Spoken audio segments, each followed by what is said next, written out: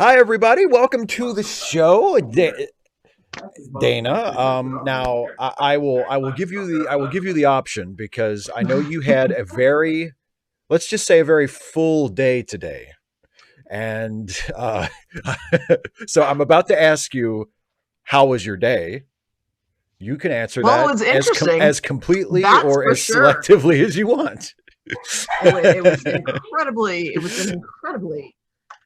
interesting day. Yeah, it sounds like it. From what you have told me, it sounds like, yeah, it's like Vince in Pulp Fiction. That is one way to say it. Mhm, So mhm.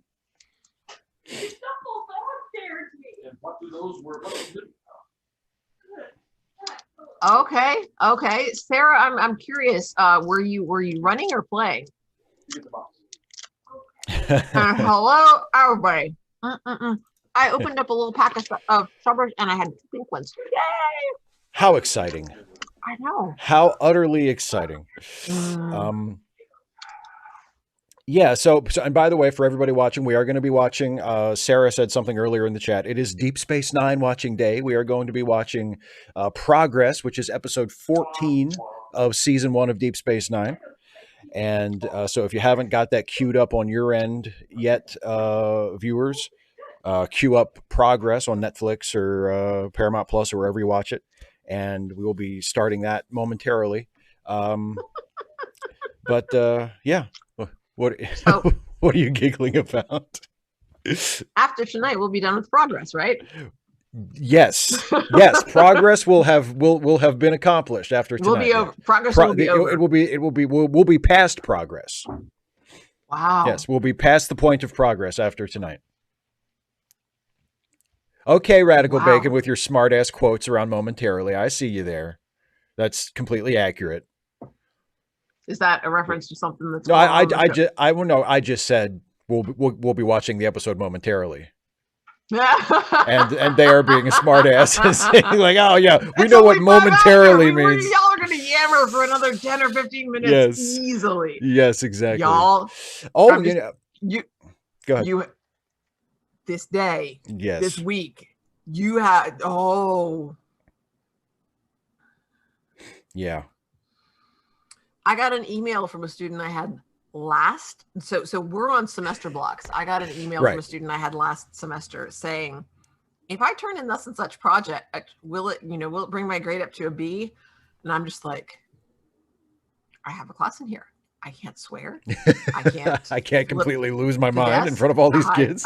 I'm like, you've got to be kidding me. Why? Why would you email me now and ask about a project from like a previous term? A previous term. Why would you do this to me? And I'm like trying to just figure out. I mean, because I can't just not. I mean, well, we've already started the stream. Right. The stream started on time, so in all your faces. So, oh my goodness. So I'm So just like yeah. breathing, breathing, breathing. About 10 minutes of very careful breathing later, I get a follow-up email that says, from a student that I had like the previous class period, that says, sorry, Mrs. Cole. I didn't realize that somebody else was logged into the computer that I'm using. And I wanted to know if I redid this, if I finished up this project, will it bring my grade up to a B? And I'm like, oh, okay, that makes so much more sense. Yeah. I was so mad. I was like, why?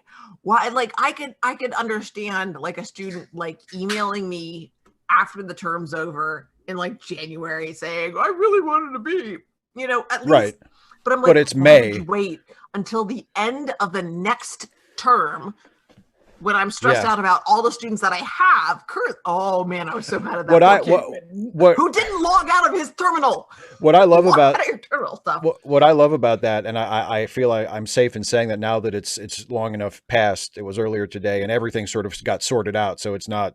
Hopefully, it's not like a sore spot for you anymore. But like, just think about the coincidence of the student who was using like the computer that someone else had logged into, right? The account that was still logged in, the student that you thought it was at first, Like, what are the odds that that's a student that you just had the previous year? Like, if it was someone like some other random kid who like you hadn't had before, or you had like 2 years ago or something, like it would have been off enough that you would have been like, oh, there's something like something Why screwy did you here. remind me? But it was close enough, like to someone that you had just had, that it was plausible, and you were like, what the hell are they talking about? You Yeah. know. Okay, so Sarah, I'm gonna try not to have this take over the entire stream, but now I want to know clan. Want to know? Gotta know. Very important. Although, well, you did say Canaanites, so I'm assuming clan. Although you might be clanless. I'm happy now. And And yeah, I still have the pink starfish factor. dessert.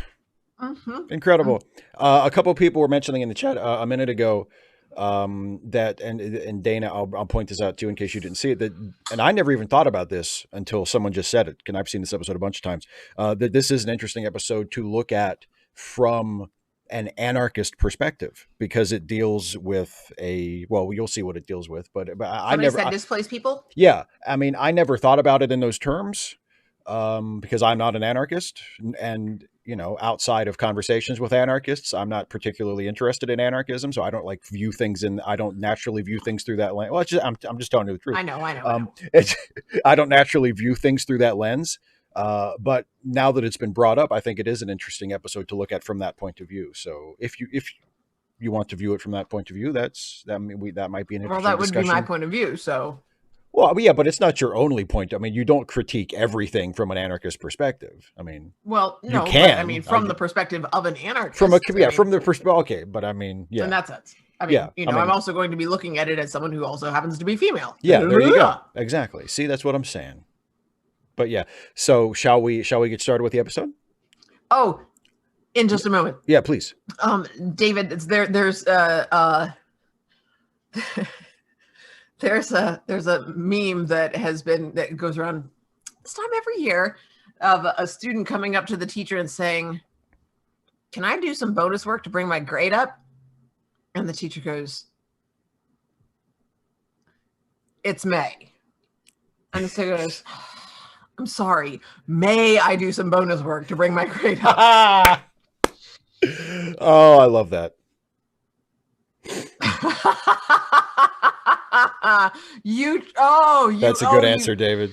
Oh, Sarah, you hierarchist, and you clinging to the this nonsense about your humanity, your humanity. Ha ha ha ha ha.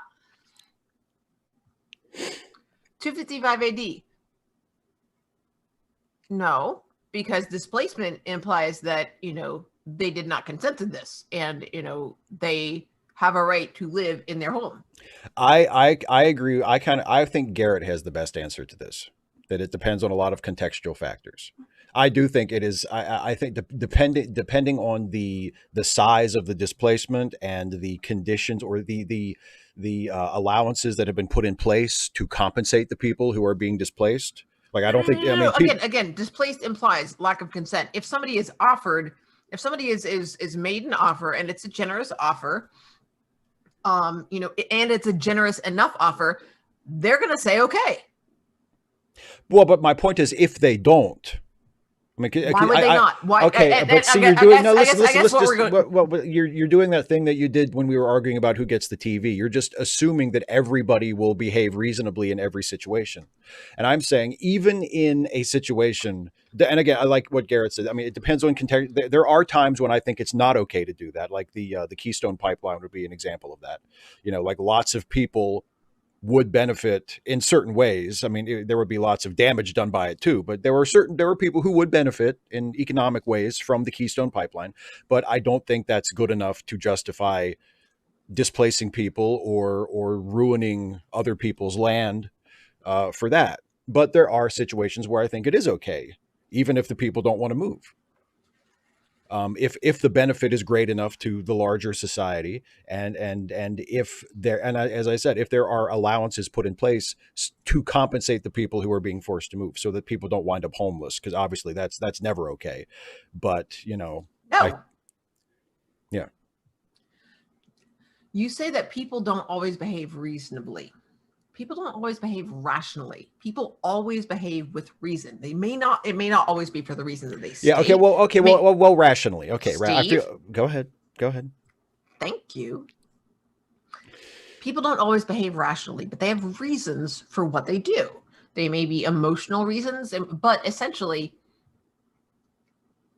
if someone's reason for wanting to stay in their home is irrational, then you can't rationalize them out of it.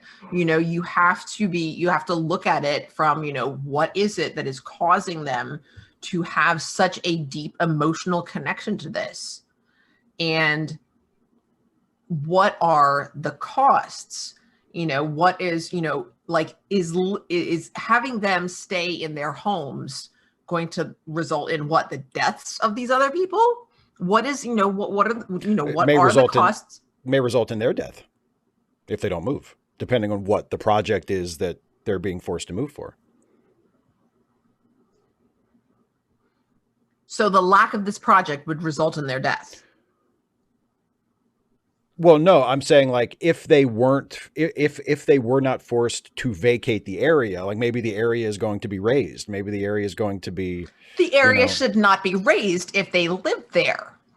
Okay, but anyway, let's talk about this a little bit later, because this is because it sounds like it's really relevant to the part show. of what the episode is about is this, and yeah, but I mean, Garrett and I disagree on a lot of stuff when it comes to government and anarchism and stuff, but we seem to be at least both willing to acknowledge the complexities of, yes, you may offer people a generous buyout and they still may say no, even, for completely irrational reasons. And in some cases, not all cases, but in some cases, we were going to start the episode. In some cases, I think it's okay for the government to say, well, you have to move. And if you won't move, we'll move you. But anyway, let's start the episode. Okay, everybody. And of course, this is Deep Space Nine, so we're starting at 0. So all you have to do is have the episode ready to go. And Dana, do you have it? Will it play when you push play, or did it do that thing where it timed out on you? I'm pulling it back now just in case. Okay.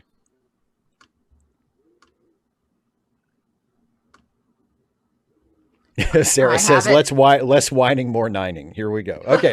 Thank you, Sarah. Good. Also, Shamasay all the way. Okay. All right. Are you ready? Yeah, waiting on you. Oh, okay. So is everybody else, apparently. Okay, here we go. I'm going to count us in from 3. We'll start watching this episode. And 3, 2, 1, play.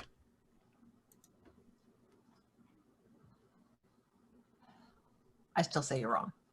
Well, like I say, we'll talk about it when we get after the episode.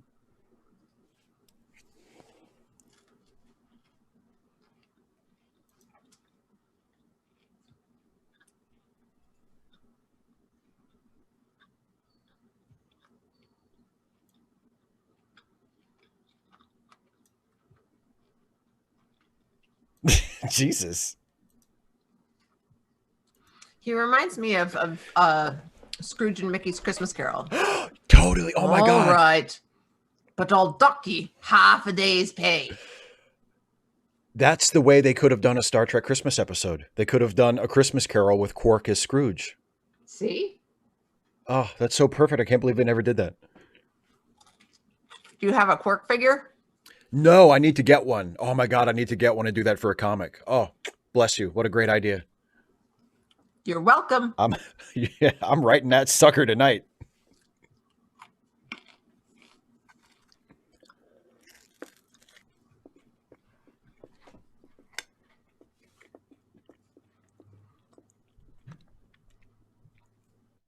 How did they ever remember those numbers? Jeez. There is a loose logic to them.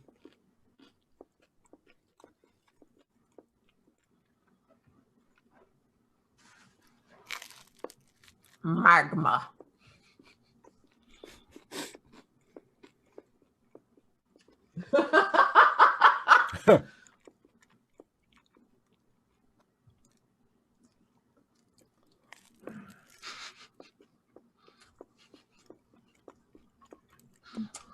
That's why they're surprises. You don't expect them. Yeah, by definition, surprises are unexpected.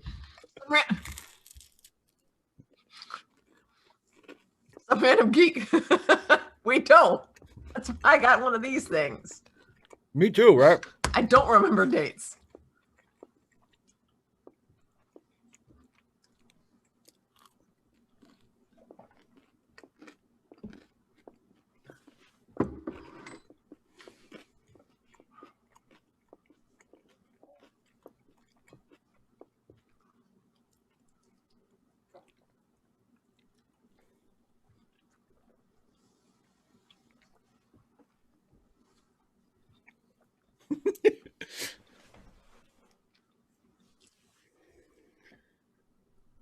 And then she goes right into a sensor reading.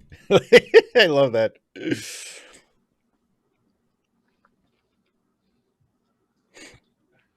That's apparently a surprise.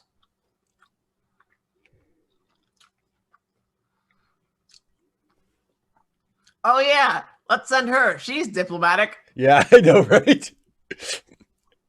I'm sure she'll be able to discuss things with these people in an adult manner, not Some escalate the random geek, situation. not in MLA format.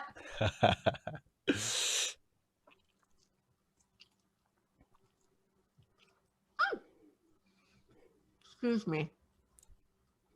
Sarah, Kira is not above many kinds of shaming.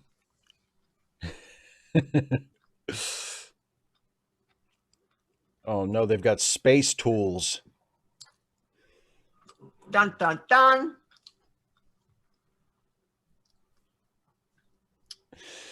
Garrett, yes, Kira is vanilla, but that's only so that her mirror universe Self can be so kinky. is like such a freak. Yeah, exactly.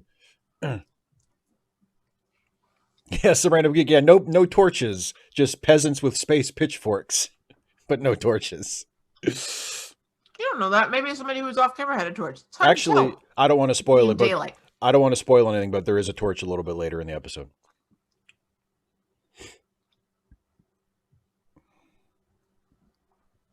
Swoosh. Oh, that's really cool, Caitlin. You mentioned that earlier that this was the first episode of Star Trek that you intentionally watched. Caitlin says I was channel surfing and it was that exact shot of her beaming down. First Trek I chose to watch entirely because of a lesbian crush from the haircut and jacket and shoulders, etc. That is awesome. She is a bit of a Dorito.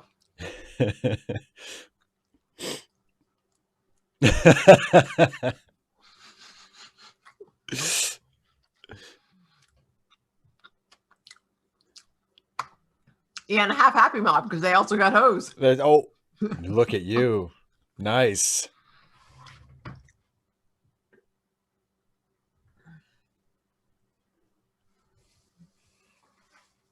And ER Mixon says if they don't want to move, Kira can just blow them up, just like the old days. Yeah, Kira is when you know about Kira's backstory that she used to be basically a terrorist against the Cardassians. It's like she's not the person you want to go down to negotiate the evacuation of a settlement.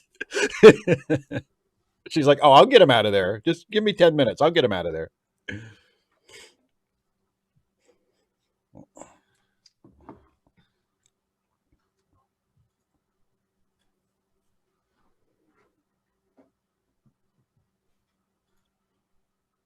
How do they know it's a uniform? Maybe she just likes, close fitting clothing. I know. Some people just dress like that. It's the future. Presumably they know what Bajaran uniforms look like, though.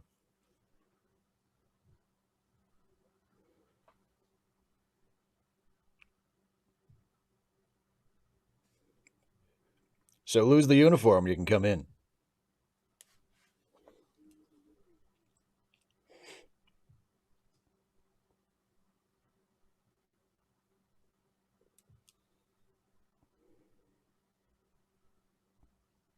I'd rather you weren't here at all. Bye.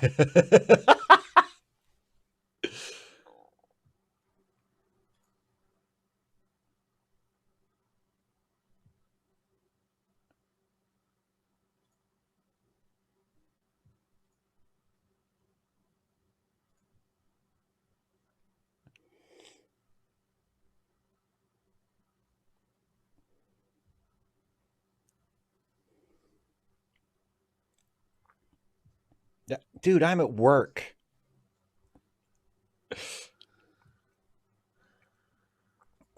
Cisco's checking his watch. Has anybody seen Kira? Nobody's been yelling for a while. It's awfully quiet. Is Kira here? Kira's not here, right? Ah.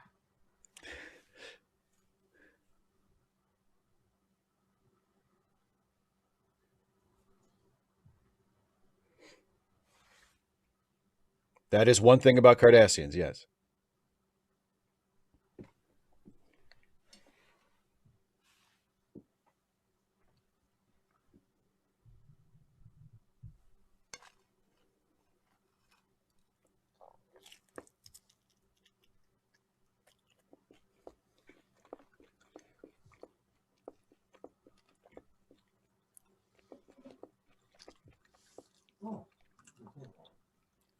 Yeah, Garrett, this is definitely in Jake's unfortunate wardrobe phase.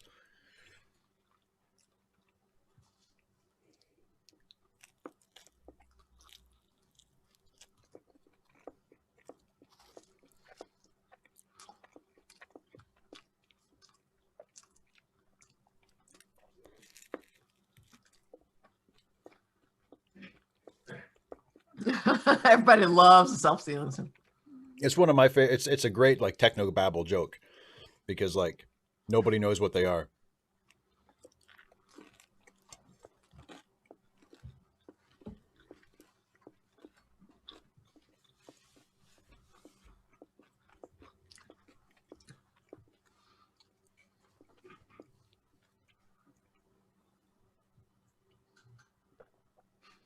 Thank you for that clarification, Sarah Scott. Man, everybody is like down with these self-sealing stem pulls.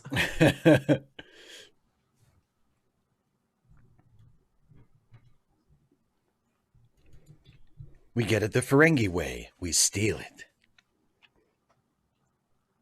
Now that's just rude, Steve. It's actually a total Ferengi move to make a deal with merchandise you don't actually have yet.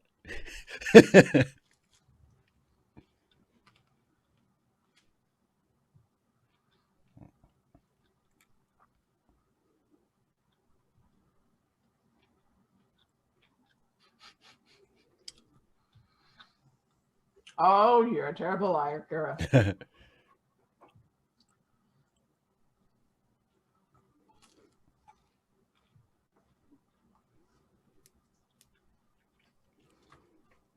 Dax is getting the hell out of there. She's like, all right, bye.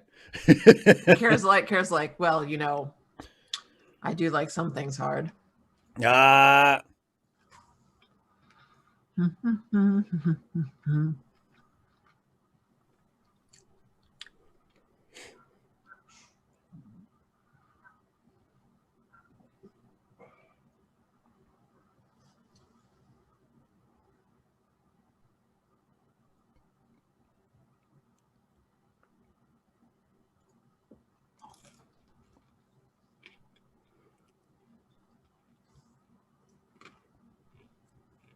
Norman, that's a good point. Jadzia wasn't even invited to dinner. Like that's probably why she left so quick. She was in a huff. She was like, "Fine, don't invite me to dinner."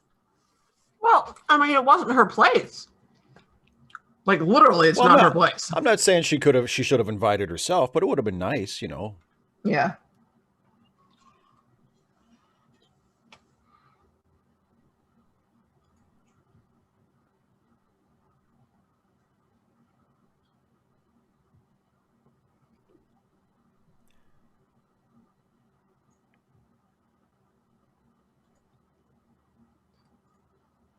Doesn't take much. Yeah, you don't know me very well, do you?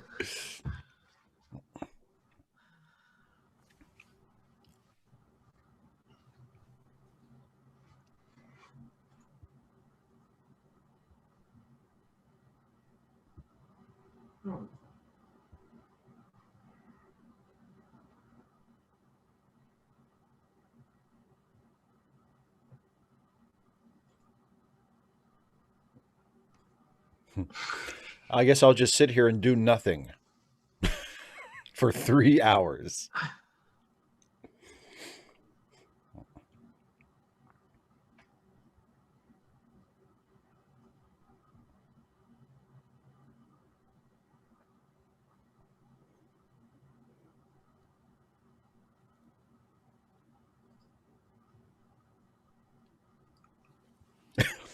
I love his pronunciation there of Bajor. Bajor. Your precious Bajor.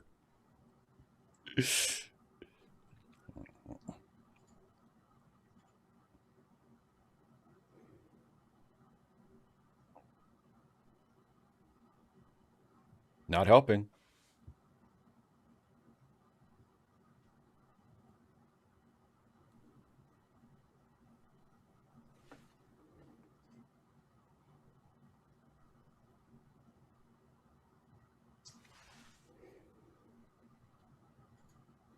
Well, then you'll die right here. You know what I'm saying? Okay, 3, 2, 1, pause. I'm paused at 32:46 remaining. Yeah, 32:46 remaining. So, thoughts so far? Well, first of all, it's all very nebulous. Second, she's doing it. Of course, it's Kira, but she's doing a terrible job. She's doing a terrible job. Well, yeah, she's yeah. awful at this. She's not a Oh my diplomat. God. I mean, that's Yeah, it's not. I mean, I don't like. Do they have a sort of? Yes, but I mean, it's like it'll help people. In exactly, they're going to start tapping the core of this planet. yeah, for as an energy source. I mean, and it'll provide like a very which I think it's mentioned in that first scene, like it's a very much needed energy source for the planet, because remember, Bajor is still recovering from the Cardassian occupation. A lot of their resources have been depleted. So being able to tap the core of the moon as a source, I guess geothermal energy would Yeah. you know, you Okay. can imagine how that would be like a great benefit to the planet. Absolutely. Yeah. Yeah, she's going about this all wrong. Like Well, all well, wrong. well, She's yeah, go ahead. she's not listening to him at all. Yeah, you're right. And that's, I mean, the minister said that already? Or does he say it later? Because I don't remember anything about heating homes over the winter. I can't remember if they said it already or not, but that, I mean, it's I know I've seen this episode enough times. I know it's somewhere in there. I mean, it's If they said it earlier in the episode, tapping the moon will provide enough energy to heat hundreds of thousands of homes this winter. I've missed that completely. And Caitlin makes a good analogy. It's the space version of flooding an area for it to make a dam. Like it's you know, and granted, I mean, in history has cases of that where, you know, like Native Americans were displaced and, you know, without necessarily considering their needs or their interests. So that's kind of an iffy proposition too. But I think Radical Bacon, that's he's doing that on purpose because he wants to, tick her off and just get her to leave him alone. Yeah. You know, I don't. I like him, because he's heckling her. Yeah. It's not just patronizing. He's heckling her. He's trying to get under her skin. He's doing it strategically. Yeah. Okay, they might have said it in the intro. I didn't get an intro. No, in the first scene, in the teaser. They may have said it and one of us was talking over it, but I mean that's the setup. With the commander. Yeah, and the first scene on the okay. Well, no, because the first scene not the first. Yeah, poker. The first scene is Jake. That's where I was. Nog, that's where I was like, they weren't talking about that at all. Yeah, the first scene before they get in the shuttle and stuff. Yeah. Okay. There you go. Yeah. Okay.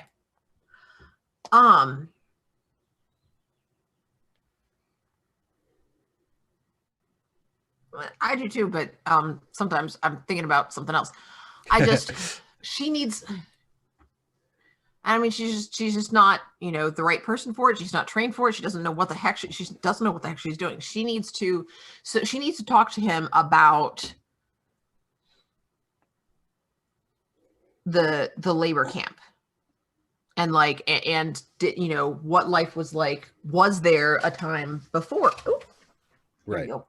Is all messed up there. That's why it's feeling weird, because it is weird.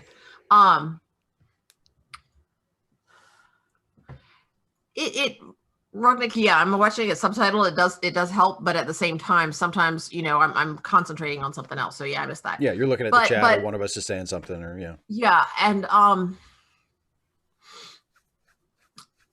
so like he cares about the people that he's with, so he's not uncaring. Yeah, but I don't know. People who work with people are all over the place. I can do better than that. It's one of those I things. can do better than that. I ain't a diplomat. It's one of those things too. I mean, I get it as a critique of Kira's behavior from a real world perspective. As a critique of the episode, I'm not sure it's really valid, because I mean, Kira's the main character on the show, and we're gonna have an episode about her. We're not gonna bring in some ringer who's like, oh, they're practiced at negotiations, and they'll be the center of the episode. Like, no, yeah, we want it to be about Kira. And she's like, I mean, Dax would be better at it, but perhaps, yeah, Dax, yeah. But Dax isn't a Bajoran. Right. And so, that's why, Kira kind of has more invested, I guess. Yeah. Yeah. But at the same time, that kind of makes her worse at doing this, because she's like, no, we need this. You have to do this thing. And she's never been... she's not, I guess she's never had to, she's always been working with people who were with her on the cause. And she can, rally them to do what she wants because they already believe in her cause. And this is somebody who is like, haha, screw you guys. And, and so, yeah, David Corton, I can totally see that. And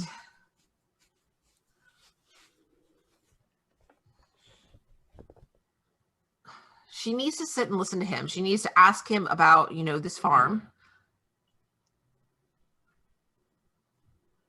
And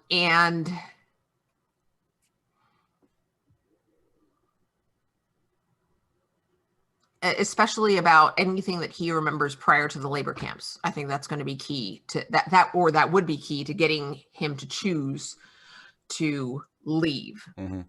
Now they're on a time crunch, but instantaneous travel is possible through the beaming things. Yeah, it's not going to take long to evacuate them. Yeah, but they have time. What did they say? They said 3 days, right? Yeah, because everybody else is gone. Like, everybody else who was told to evacuate has long since gotten the hell out. These people are the only ones that have remained. The holdouts. Yeah. So I don't know if she would be allowed to do this, but the way I would write the episode,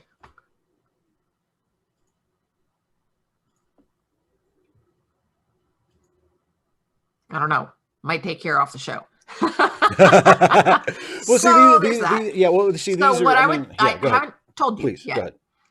What I would have her do is say, look, we want to beam you to Bajor just to show you what the purpose of this is, and have you talk to some of the people who are living there, and have you meet some of these people who are struggling, but who, this is, you escaped. These are people who didn't escape. These are people who either stayed and fought, or who were living the way you did in the camps and were freed by those who fought. And they're doing the best that they can. And we don't just need the energy that this can provide. We need farmers. Talk to some of these people, see what they're going through, and have him start making those connections, with the stipulation that in one day, you'll get one Bajoran day, I guess. Yeah. We will, if you still choose to, we will bring you back. And the way I would write it is that the higher ups say, no, we're not taking him back to die. We're not going to do that. And then, and I would have Kira quit. On just say, no, I'm staying with them then. This is, you made me break my word, and that's not cool. So probably wouldn't work out, but it would be a good story. It's one of the first times you've proposed a rewrite that I just don't think would be as good as the actual episode. It's I like don't know what the it does. actual episode does, Whatever. Well, so I was just gonna. Why don't we watch the next segment because and maybe see if Kira tries to employ some of the strategies that you have suggested that she could. in just a minute, Please. 255 AD says, even if there were no people on the moon, would it be wrong to destroy the biome? Short answer, no, not necessarily. I absolutely 100% prioritize sapient life above other life forms. So if it's plants and animals, obviously do what you can to make sure that the species are, viable elsewhere. But Yeah. yeah. Yeah. Woo, you all right? But yeah, I finished my pizza and now it's Starburst time. It's dessert time. Yes, but it's still in the wrapper, so it's good. Ah, It didn't matter that it fell on the floor. good. Although I'd probably still eat it anyway. Yeah, 5-second rule. So Come on. no, So- just it's a Starburst rule. Starburst. All right, so let's go ahead. Okay, let's get back in. Okay, I will count us back in from 3, and we will continue with this episode. Everybody ready? 3, 2, 1, play.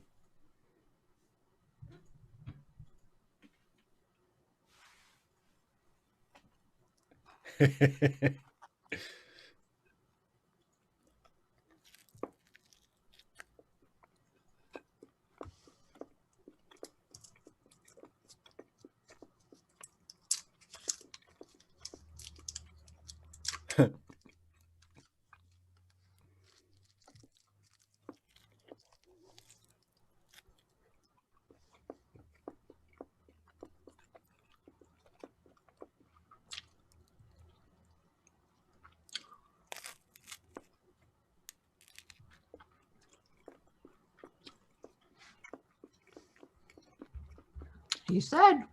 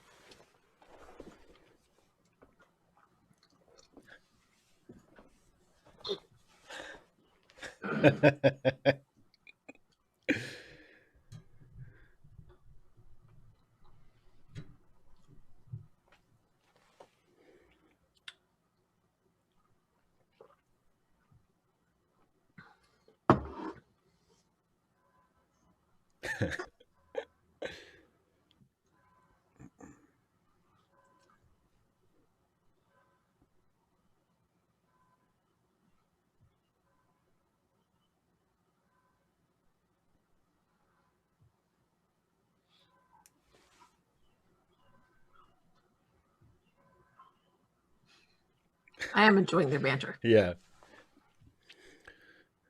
Anyway, I found some food before I ran out of belt notches.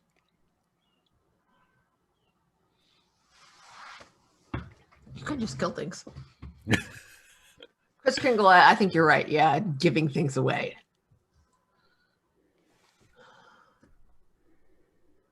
Emily Chambers, yes, sapient and sentient are technically different, but Yeah. usually when people say sentient, they mean sapient. Yeah.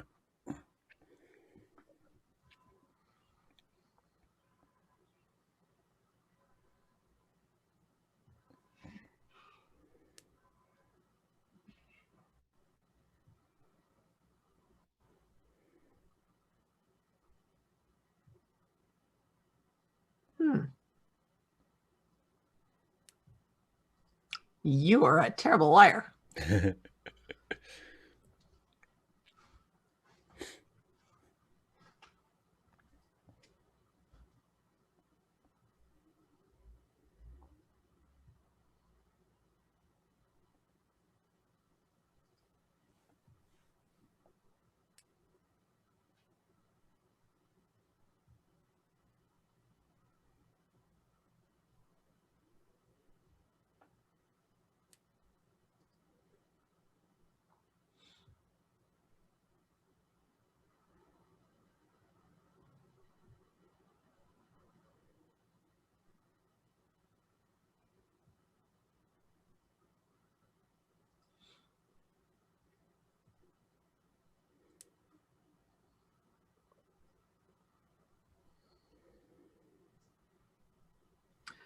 No, Charles Chapman, sentient means being able to sense things.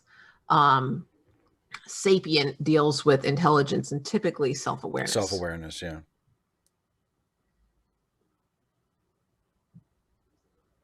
One of the what? Next 6?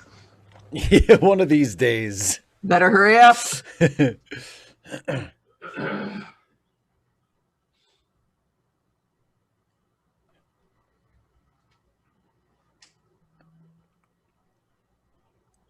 Oh no, it'll be breathable. It'll just, kill you. It'll kill you. You can breathe it all you want until you die.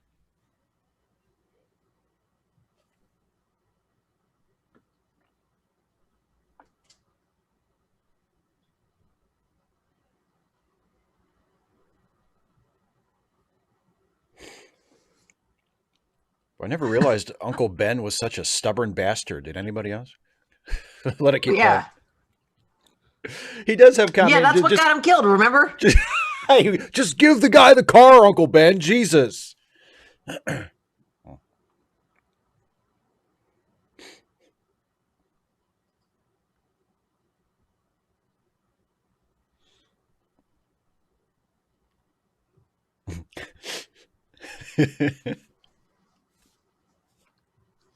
You're sure about that, too. Yeah.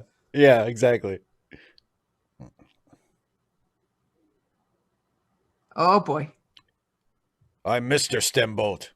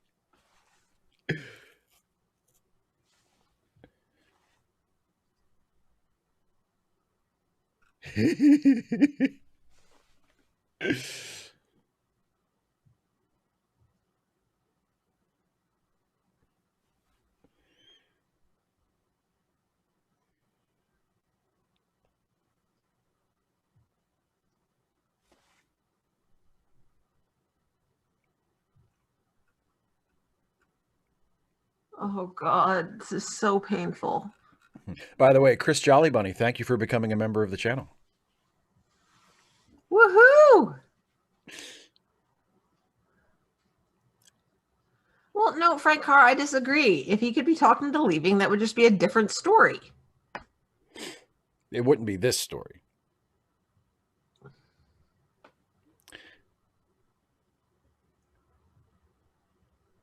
A Ferengi discount. Oh, golly. I mean, they're not losing out because they've invested no money. Exactly. Exactly. They started with some free Yamik sauce. Yeah, exactly, Chris Kringle.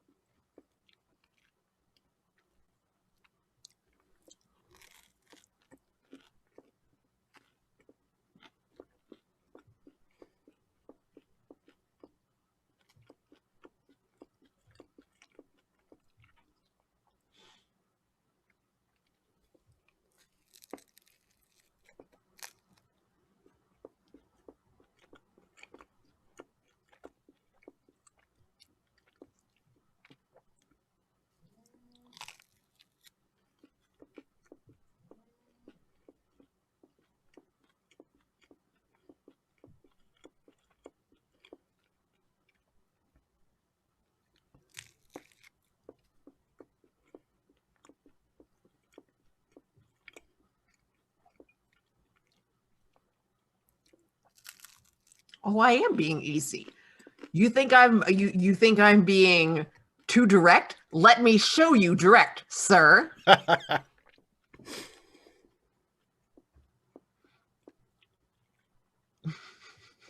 Mr. Croup, that's great. Ferengi Jeff Dare, discount, dude. no. That was way before TikTok, dude.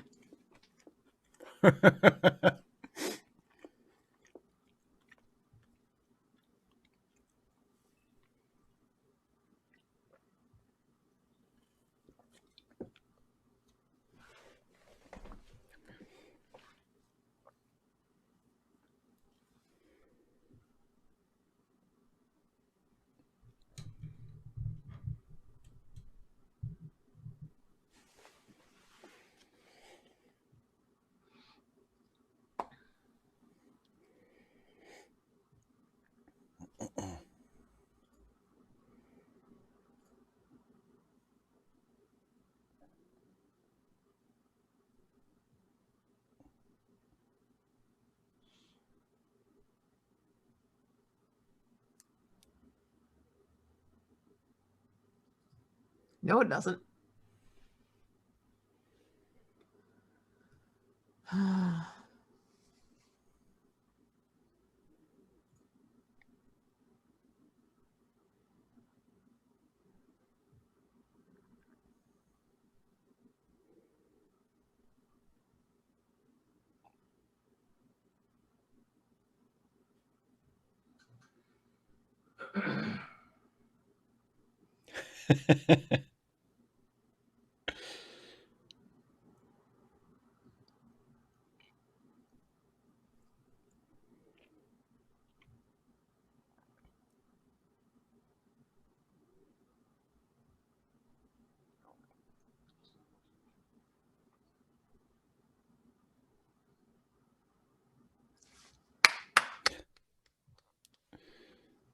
It's like the monster on Sesame Street.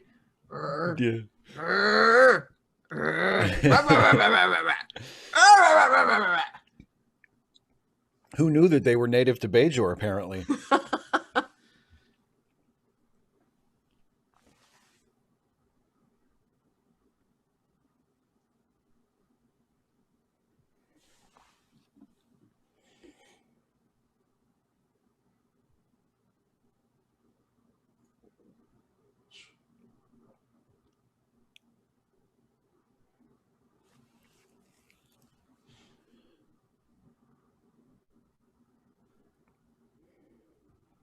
Yeah.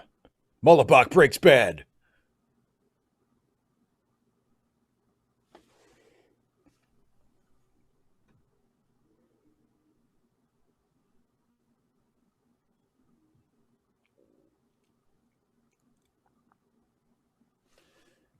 Three, two, one, pause. Paused at, ooh, look at that, 2020. 2020 remaining. So, yeah, how do you... Caitlin L., you had one job. Yeah. How do you think Kira's doing now? I mean, granted, the shooting wasn't necessarily all her fault, but how is her completely? How's her negotiation technique sitting with you? About the same. Just not good. Yeah.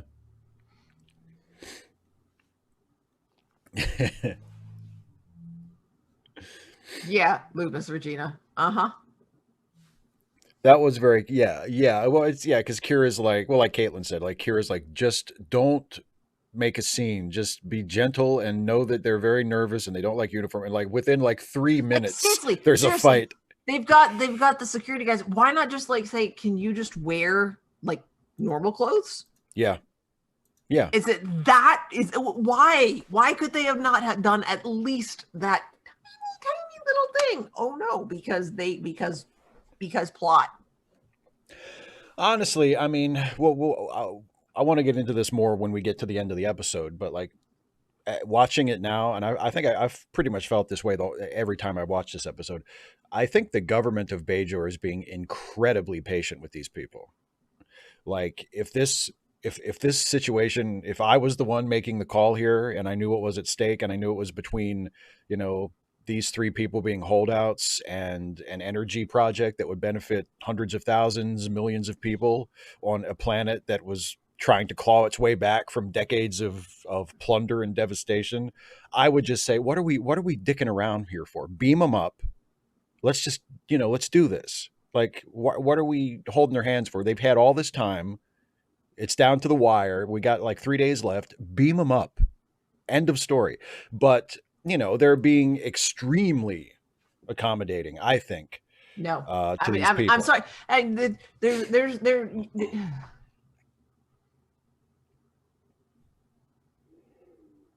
You don't think they're being extremely patient with these people? No, I haven't seen any evidence of any patience. None whatsoever. They're still entertaining options. They're still entertaining options other than just beaming them up, which is what they should do. No. Yes, absolutely. No. I didn't see. If I'd seen any interest in having a conversation with them, not just telling them what to do. Look, I see where you're coming from.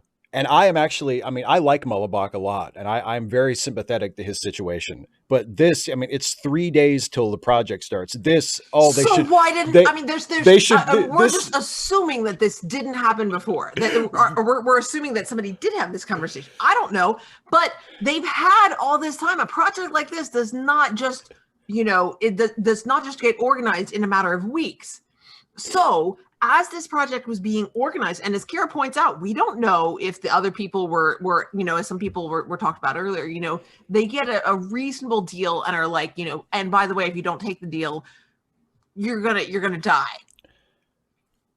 But so that's the deal. I doesn't have to be the deal. No.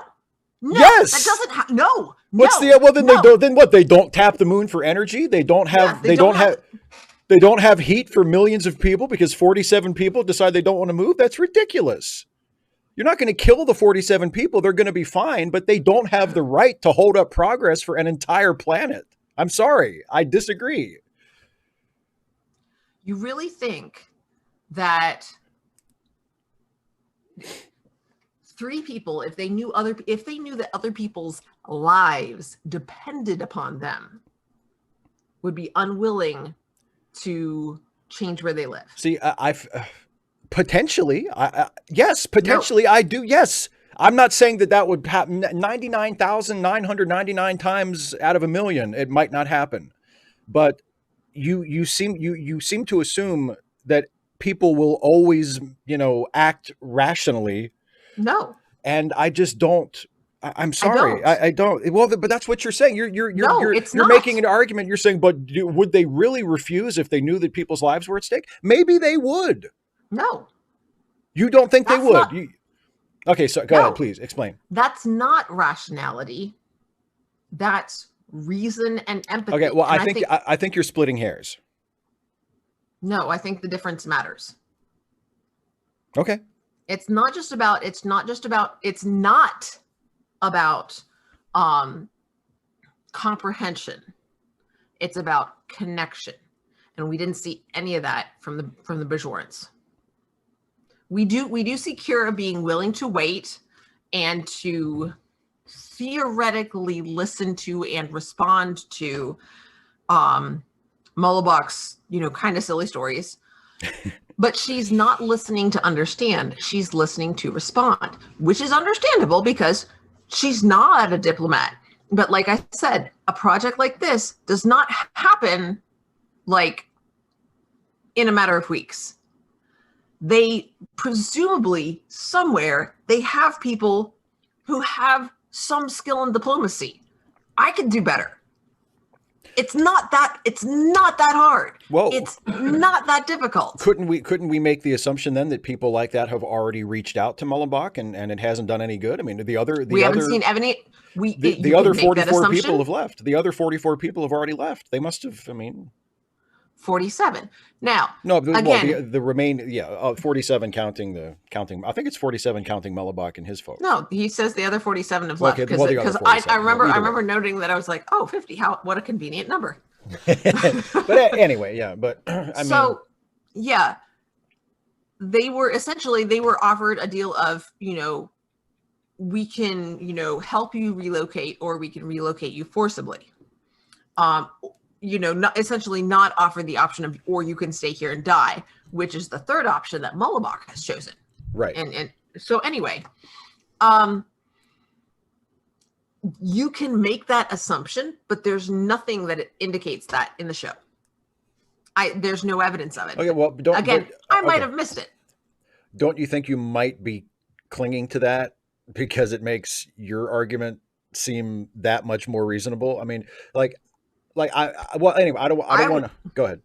I would, if the show made any reference to it at all, go for it. But it doesn't. Okay. I'm like, why wouldn't you could just have a throwaway line of dialogue of, the people that we talked to previously, the people who went in, the diplomats that went there previously, talked to and offered, understood the importance of this, these people having their own space, anything like a couple of lines of dialogue is all it would have taken. Okay. To indicate that. And I don't think they didn't do that, and that is a writer's choice. Or I'm sorry, but it could also have just been an oversight. It doesn't necessarily mean that it was an intention of the writer to send the message that they hadn't been negotiating. No, I disagree. It's not that it doesn't matter, but just because something's not intentional doesn't mean it's not still a choice. Okay, I agree with you. I just and the idea that we also don't know. I really don't think, the whole idea of not having heat through the winter, they haven't said people will die. You're right. I don't think they have. If the consequence of not having heat through the winter is you got to have more blankets, I live in Northwest Georgia. We run our heat through the winter, but if we didn't have heat through the winter, we would be very uncomfortable. We'd have to make sure that we left our pipes running or our faucets running overnight sometimes, checking the forecast or whatever. But if we actually did not have heat all winter, we would be able to survive. Okay, so sorry everybody in this region of Bajor that you're having to, freeze your teeth chattering under blankets this winter. We could have had plenty of energy to heat all of your homes, but 3 people didn't want to move. Yeah, just go through this winter just the way you got through last winter, and the winter before that, and the winter before that. Just before this energy source was an option. Deal with what you're used to. It's gonna take one more year. How long has this planet been there? My God, it's been there for a while, but they just got out of the occupation a couple years ago. No, and Garrett, that's exactly it. My point is more that they haven't made clear exactly what the stakes are. We don't know that, and now I will say it leads to interesting discussions, which is great. But Radical Bacon, you say it's likely that he signed a contract to leave. I don't think there. I mean, maybe if you're projecting that it's like that's what would happen in a real life scenario, but there's nothing in the episode to indicate that. Yeah. Again, I'm I'm basing my analysis on textual evidence, guys. I'm sorry. That's standard reading literature number 1, folks. Yeah. That's the first one. This discussion will definitely continue, but I want to get some more of the episode watched because when we get to the end, I feel like we'll definitely have a pretty good argument because I don't see you changing your mind by the end of this episode. Okay, I'm sorry, Garrett, that you don't find this interesting, but yeah, I'm trying to limit it to conjecture based on what I've seen in the episode, and there are, as people pointed out, I did miss some stuff earlier on because I was talking. So, but thank you, people in chat for pointing it, and I missed it too. But I mean, I've seen the episode before, so I knew it was in there. I just couldn't remember. Yeah. At what point? Yeah. All right. Well, I'm ready if you want to count us back in. All right, everybody, get ready. I'm going to count us back in from 3. We'll watch some more of this episode. In 3, 2, 1, play. 255 AD, I think that's her point. That they're victims of the Cardassians too. I don't know.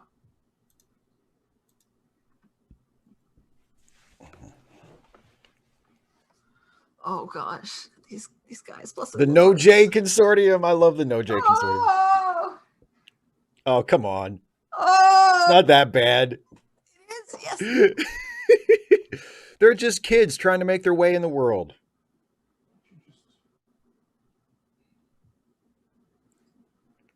Jesus. Oh gosh. Folds like a tent. Stop! Stop! Oh gosh.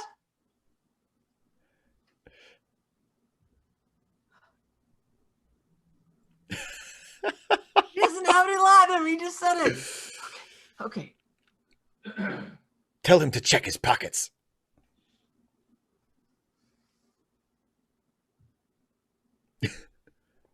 Tell that to Lex Luthor. It's on the moon. It's on the moon. This is Mullabach. Oh shit. Yeah, I'll sell you some land. I got a good hustle going here. Oh god, that would be so funny. Just sold some land to some kids on a space station. Wait till they find out where it is. Kira finds out about it. Jake, what are you doing buying land on a moon that's about to be liquefied, for God's sake? Oh my goodness.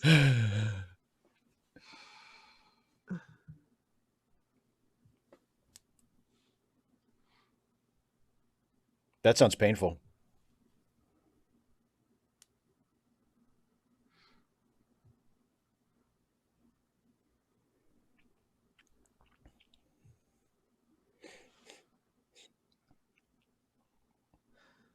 No, she's facing front, sir.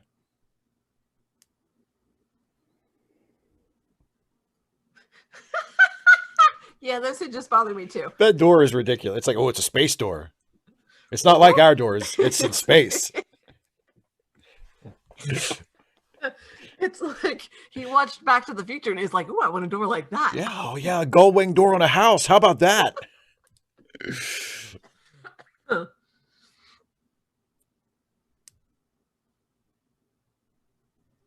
No, Corey, I was just thinking that would be hilarious.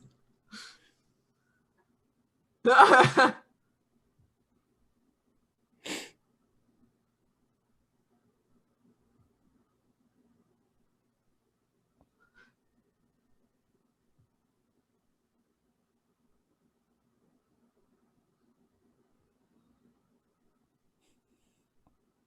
You have no skill. You have no technique. You don't know what the heck. You're not a doctor. Anybody can do doctoring.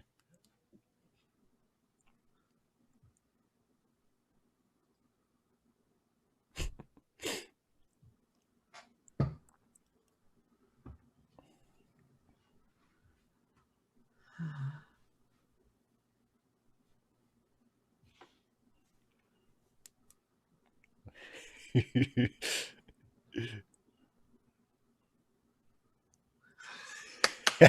it true.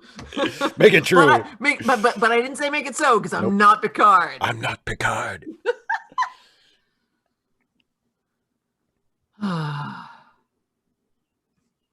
Make his sentences spicy.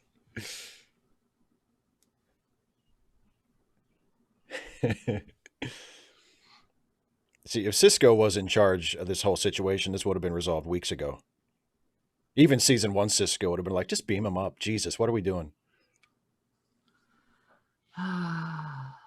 Scritch. Sarah Scott, that's so convenient. Yes, this was before they got married, I believe.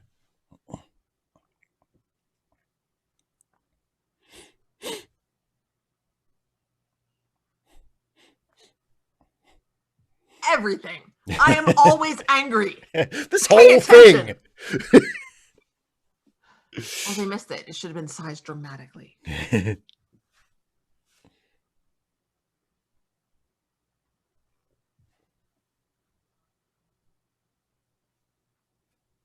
Well, some random geek, you don't have to be a doctor to use some equipment. Like, I mean, I've worked for a chiropractor, and with training you can use some of the therapeutic equipment, but there are certain things like the whole back crunching thing. I don't get to do that. Lupus Regina, exactly. Nasty. Old tree if you're nasty. It had a lot of nasty character. A lot of nasty A lot of character. nasty character. You're correct. Ooh, you nasty trees. Yes.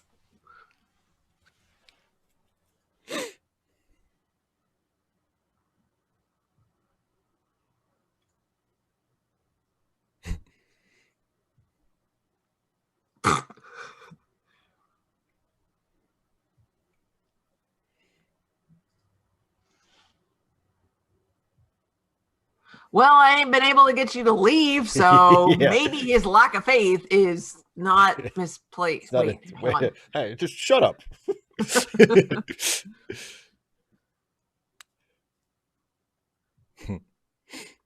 My house, I'll Miss answer Kira, the if you're nasty. door. Explain this door.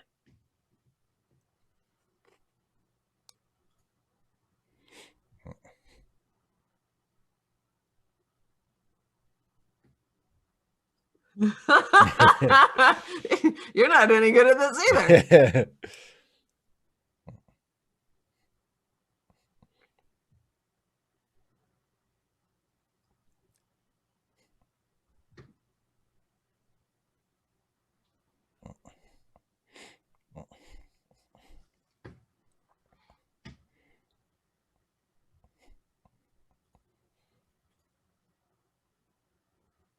You tell me what to do all the time. Me.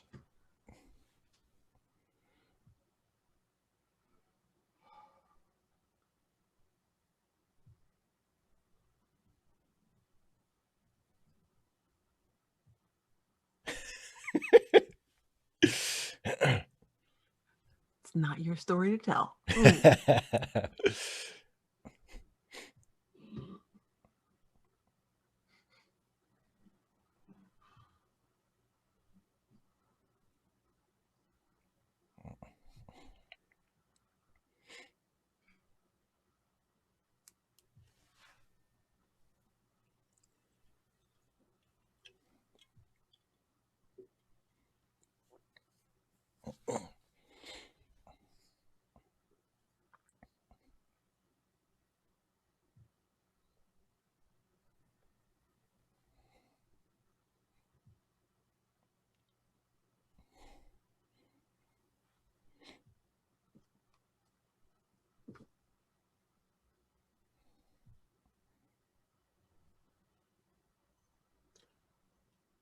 He's not any good at this.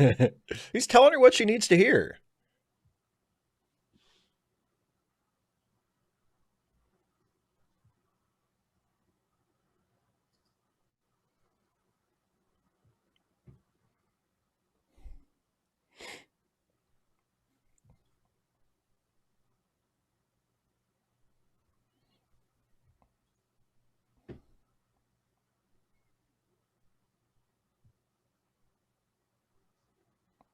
She is hostile and arrogant. I thought that's why I got hired.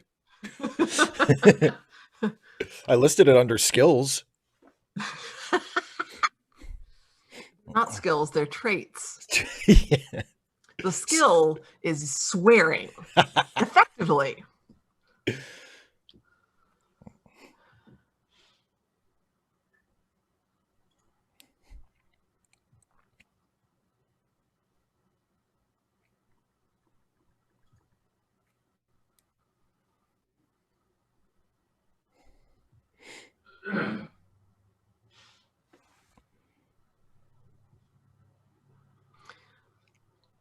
It's a Caitlin that doesn't bother me. Just let it play through the commercial, everybody. Oh yeah, the pattern in Kira's vest being asymmetrical. Yeah. But it's not asymmetrical. It's asymmetrical, but it's regular. Mm-hmm. So that Yeah. The regularity of it is fine with me.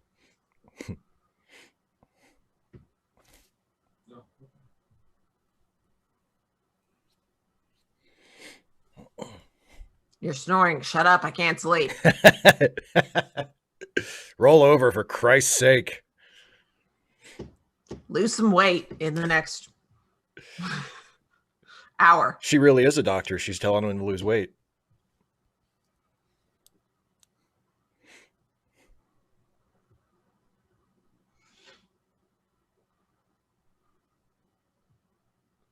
Corey, I'm with you.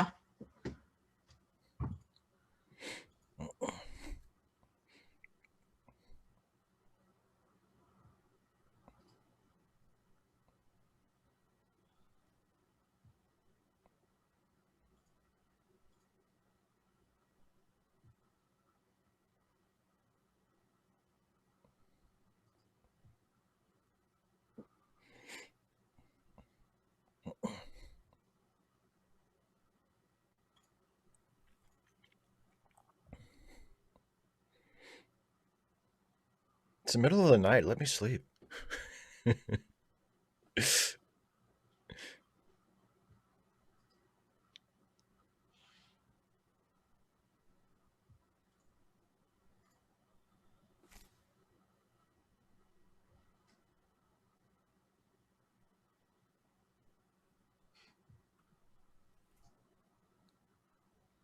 There's actually two spots where it's wider because it's like narrow, wide, narrow, narrow, narrow, wide, narrow, narrow, narrow. So it's like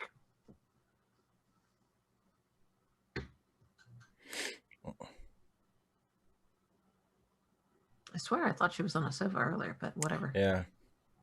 Well, maybe he's like, if you're going to be my nurse, then, you need to sit right here and do what I tell you, blah, blah, blah.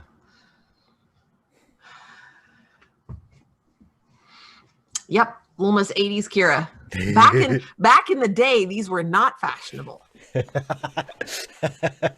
don't know. When did DS9, the first season? 93. Yeah. Wah, wah, wah, wah. That we didn't have before. Yeah. It's the only thing they're not making any more of.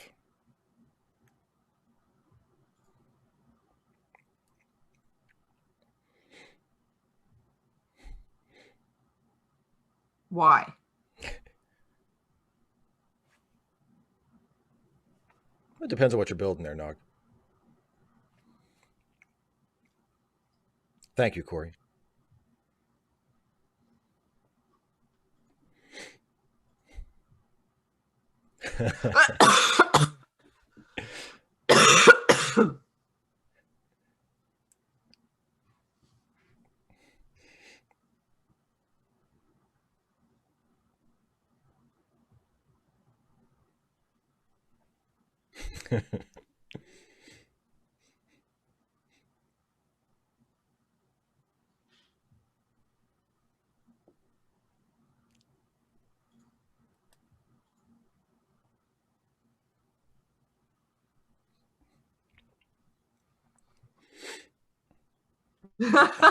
Some random geek. Yes.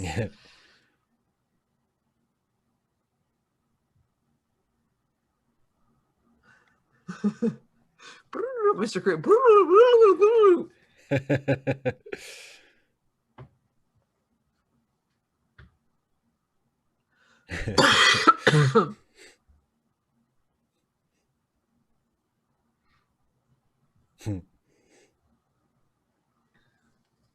As you don't know, Bob. I love how Quark keeps all of his illegal security rods just in a little drawer under the bar.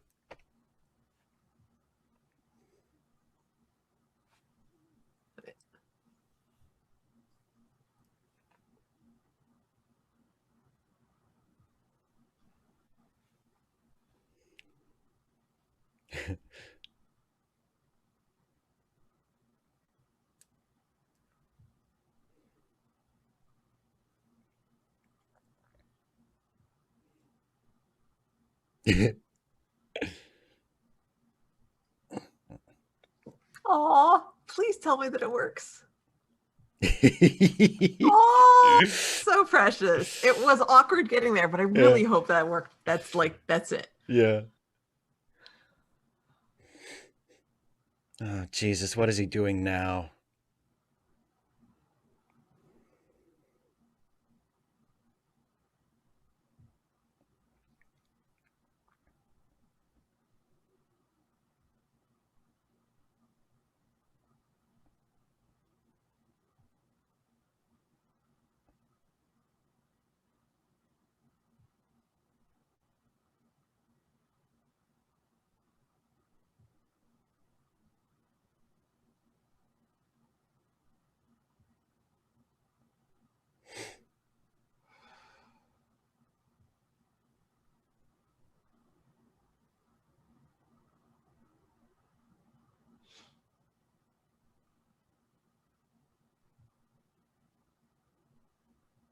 Ooh, he's getting sassy. You little minx.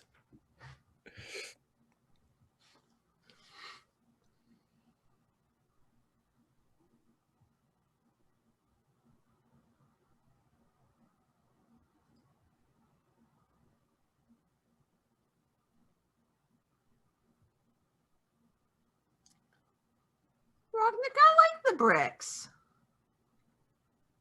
Yeah, I think the bricks are neat looking. It's finished finally. My own outhouse.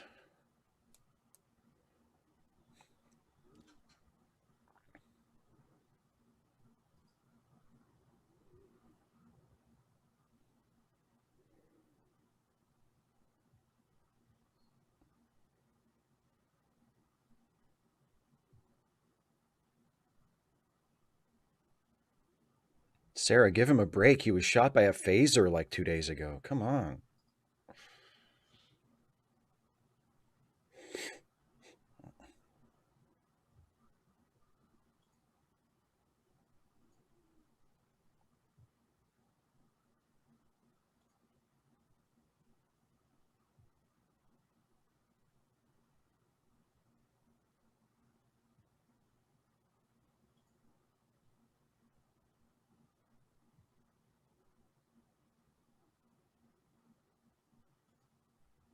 Oh, don't Shouldn't have phrase it said that way, that, buddy. Mullabach. Told you not to put black powder in with the mortar there, buddy.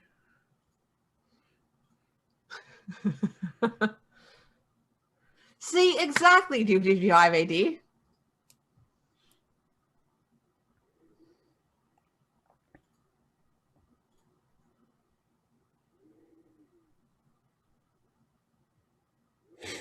Edges like quick.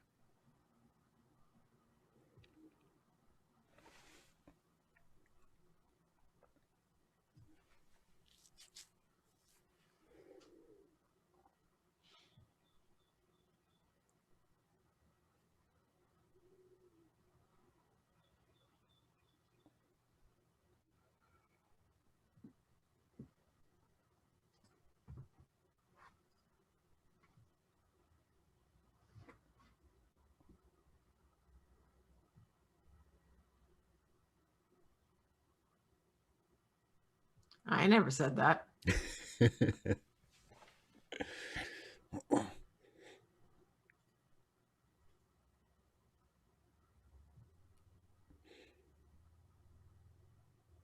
Dude. Yes. You will. And so will you, Kara. Everybody gonna die. Sooner or later.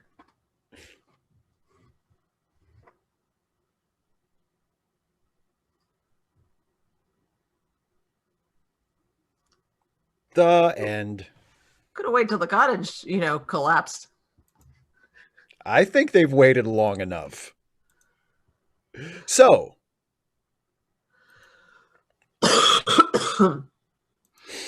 what did you think of Kira's ultimate solution to the problem?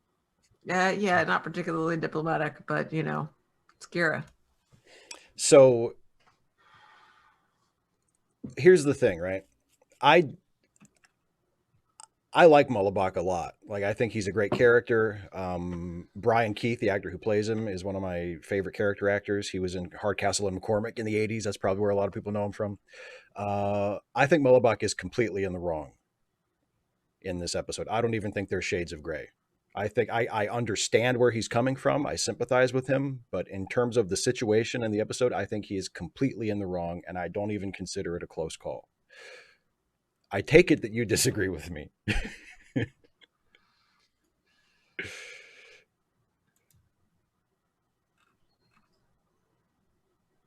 People have reasons for what they do.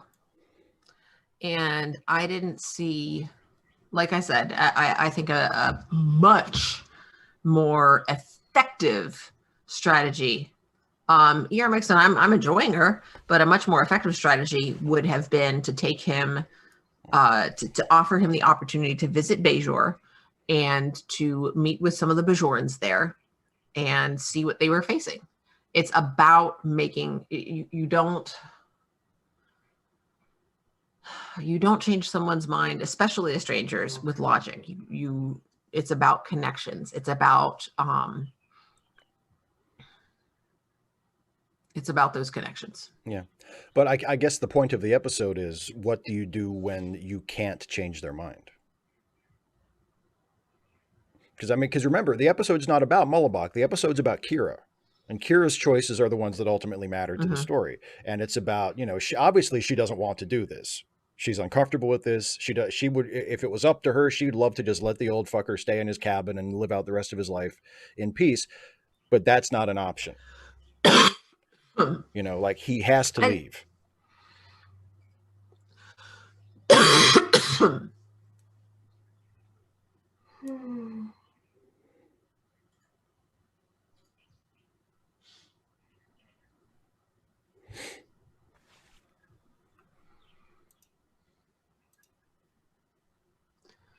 Again, she doesn't saying that. I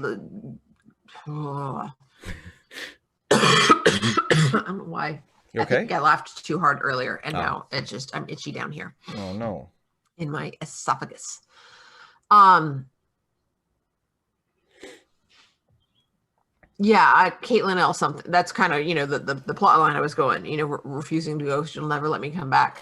But rather the other way of her giving her word that he could go, and they would return him, and then being told, no, we're not taking him back, we're sticking him there.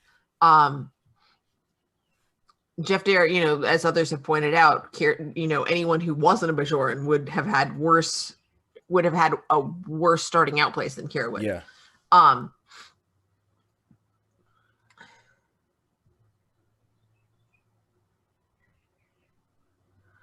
I think, yeah. I don't feel like I've got the Rona. It's a itchy cough. It's not. I don't have any trouble breathing. That's good. Because you already had it once and you've been vaxxed, so hopefully you're out of those particular. But anyway, yeah. So that would be nice. As far as essentially Kira's choices here are to remove him by force, or to leave him there to die, as 255 AD says, or to stay there with him and die with him. Yes. And if she leaves him there, she is effectively resigning her position, because her job is to get him off the moon. Right. Period. Right. So the only choice that she can make is to take him by force, because she is a main character on the show. Mm-hmm. And therefore she doesn't actually have the option of just leaving, of either of those other two things, of either dying with him or leaving him there. She doesn't actually have that option. So it's kind of a moot point, and it's more dramatic, than to have her be successful, is to, to see her dealing with failure.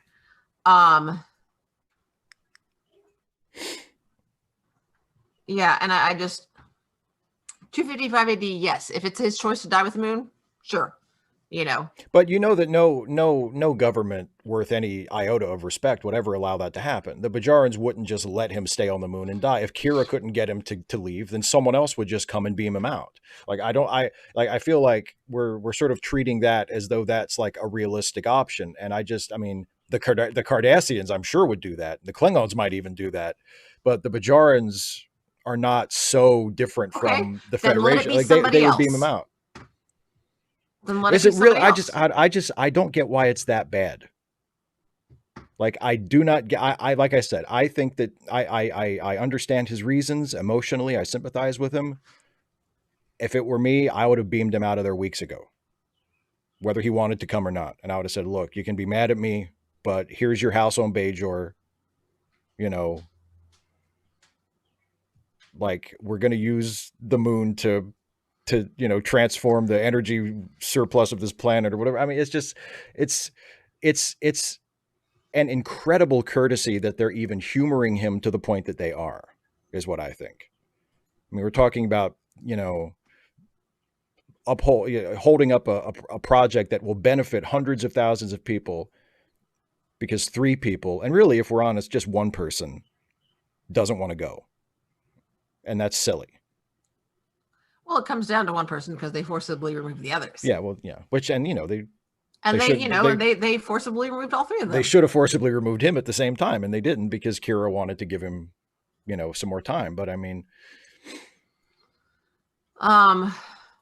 this is Progress. Carl Goldsmith asked. Yeah, the episode we just watched is Progress. Yeah.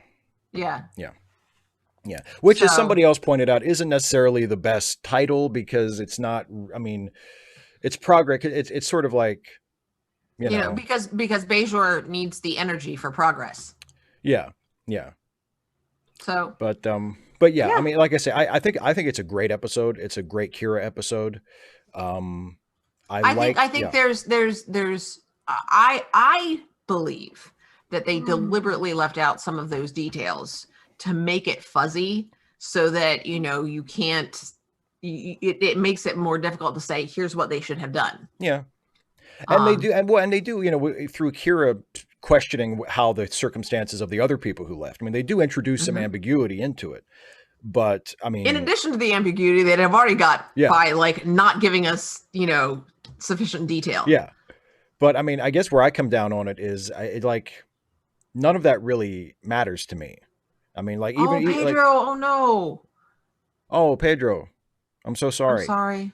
That's terrible. I hope it potentially, yes, but I mean, my husband and I both had it and we had very mild symptoms. I hope you have a mild case. We just got better on our own. It's, it can be okay. I hope you're okay, man. Yeah, definitely. Same. Yeah. I really hope everything's okay. Well, keep us posted. Yeah, please. And David Corridan brings up the B plot, the Nog and Jake plot. And I enjoy how that sort of, it also deals with a lot of, a good B plot should do this. It deals with a lot of the same themes as the A plot. There's negotiation.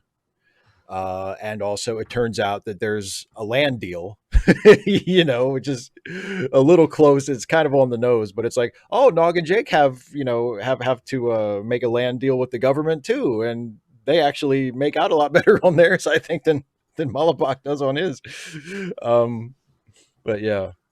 And some random geek says, the energy does benefit 100,000. So less they would freeze to death. Again, that's not something that is made clear. It's that they'll have heating through the winter. Okay. And if they didn't, they have clearly gotten through previous winters without this. So it's not apparently life-threatening. So yeah. And someone else, a couple people have pointed this out. And I think the last person I saw in the chat was Radical Bacon pointed out that there's a season 7 TNG episode that deals with a forced relocation that is as a result of a treaty. This Federation signs a treaty with the Cardassians, and as part of the terms of this treaty, certain planets are changing hands. The Cardassians are getting some of their planets, and they're getting some of the Cardassians' planets. And there is a colony of descendants of Native Americans that are on this planet that are being forced to move. So it's really, oh, gee, I wonder what this is about. And, and Picard is the one, of course, who has the job of either convincing them to leave or of beaming them the hell out of there. And that is, it deals with similar themes, but it's a more complicated situation because that is like an entirely political situation. There's nothing practical about it. Yeah. And it's sort of the same thing that happened in actual history with Native American relocations where political entities that were making decisions that affected these people made them often without ever even consulting them. And even if they did consult them, they ended up disregarding whatever their input was and doing whatever they wanted anyway. But the big difference is, and one of the reasons why I think I like this episode we just watched better than that episode is that at the end of that TNG episode, there is a compromise reached so that the native people or the colony, the descendants of Native Americans on this colony are allowed to stay on the planet, so they don't have to relocate, but they have to agree to live under Cardassian jurisdiction.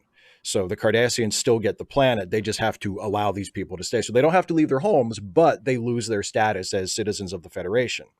Mhm. And that's sort of like it that way. Picard doesn't have to do what Kira has to do at the end of this episode and force them to move.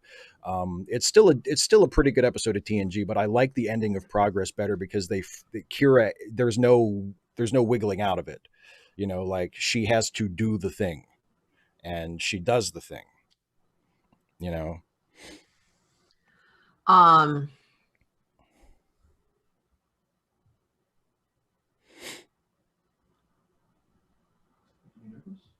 and ER Mixon and Corey bring up that we don't know how many people have died but again, we don't know, and just because the civilization has managed to endure these winters does not mean that some people haven't frozen to death that could be alleviated.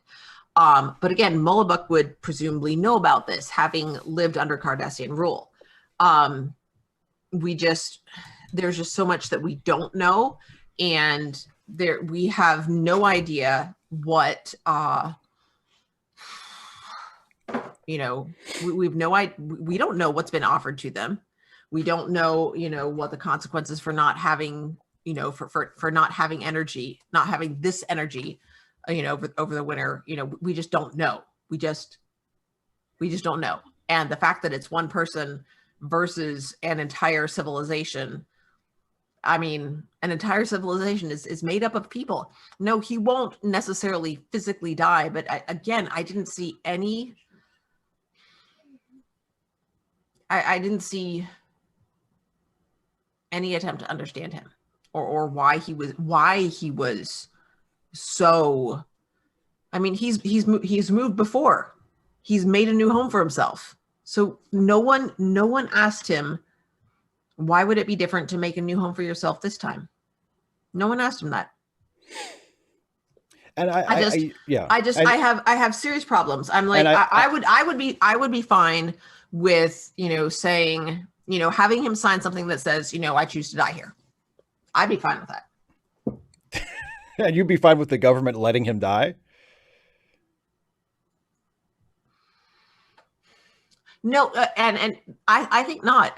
It would depend on. I would need to know what they're not telling us about what the consequences are for not having the heat.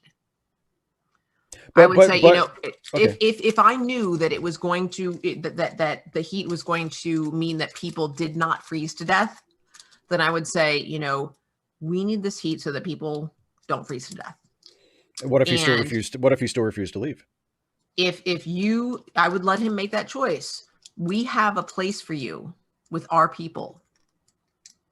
And if you want to stay here and die, then okay. You sign off on that. Absolutely. 100%. And you would be okay with the government letting him die? Yeah. Sure. That's nuts. That's nuts. I'm sorry. I hate to put it that bluntly. That's absolutely nuts. You think it's better to let him die than to move him somewhere else where he can live the rest of his life and probably be a little pissed about it, but at least be alive? You think it's better for the government to kill him than to move him without his consent in that particular situation? Yeah, that's insane. That's completely insane. You think I'm insane? Not generally, but I think that position is ridiculous. Okay, thank you. That's ridiculous. Different. I don't think you're insane. No, of course not. But that position is ridiculous. What kind of moral government would murder one of its citizens when it could be avoided by simply picking them up and moving them somewhere else? A government that respects their choices and freedom above their life. That's insane. That is ridiculous. That's like, that's ridiculous. So if the U.S. government decided that they needed to flood a town to create an artificial lake to build a dam, and there was one guy in a house who refused to move, and they gave him every opportunity to leave, and he refused to move, and the U.S. government said, okay, you can either We can either forcibly remove you or you can stay here and drown. And he said, I'll stay here and drown. And then the government drowned him. You're saying that's better than just picking him up and moving him somewhere. Yeah. That's ridiculous. That's ridiculous. You're saying it's better to have a government that murders its citizens than to have a government that sometimes forces its citizens to live somewhere they don't want to live. Yeah, radical bacon, exactly. I'm thinking exactly of what I talked about with you earlier. The woman that I told you about who refused to have her leg amputated, she died.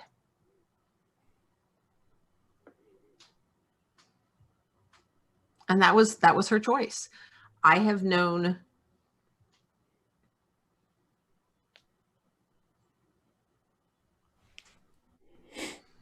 bodily autonomy is really important to me.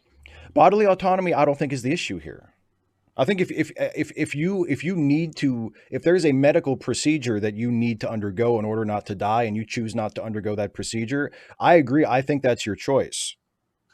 But in something like this, where there's nothing wrong with you, you're a healthy person, you're just being stubborn, you're just being a child, and you're not, and you say, well, the government can, the government can kill you. I as a third party, I should be okay with the government killing people who are just a little stubborn. Like, I feel, how is that not what you're saying? You're saying it's okay if a person, quote unquote, chooses to die rather than obey a government order. You're saying it's okay for the government to kill them.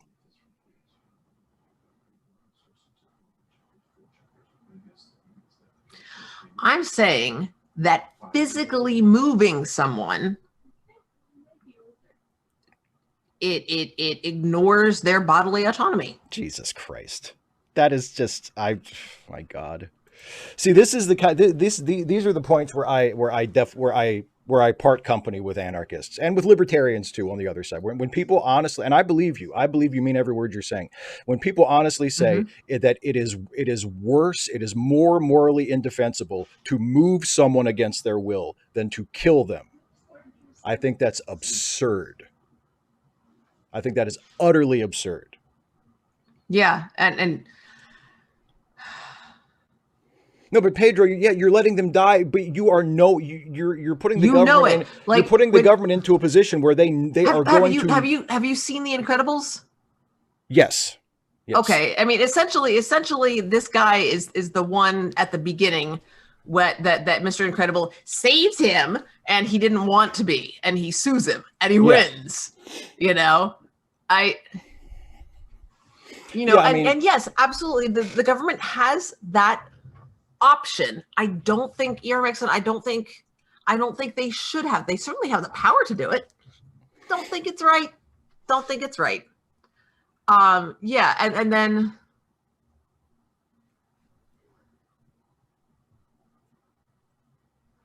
so yeah, Sarah Scott is essentially, making your point. If the government doesn't provide enough mental, enough support for people who are going through trauma, and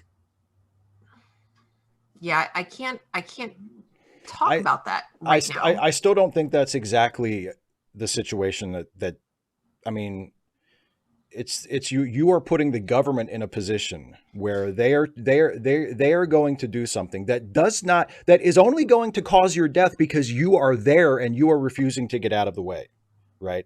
The government's not doing, we're not talking about the government doing something inherently harmful that they shouldn't be doing. They're doing something that, if you got out of the way, it would be completely fine.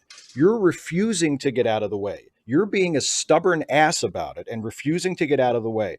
And the argument is that it's better for the government to just run you over and kill you because that's what you want, than it is for the government to say, all right, move that guy out of the way.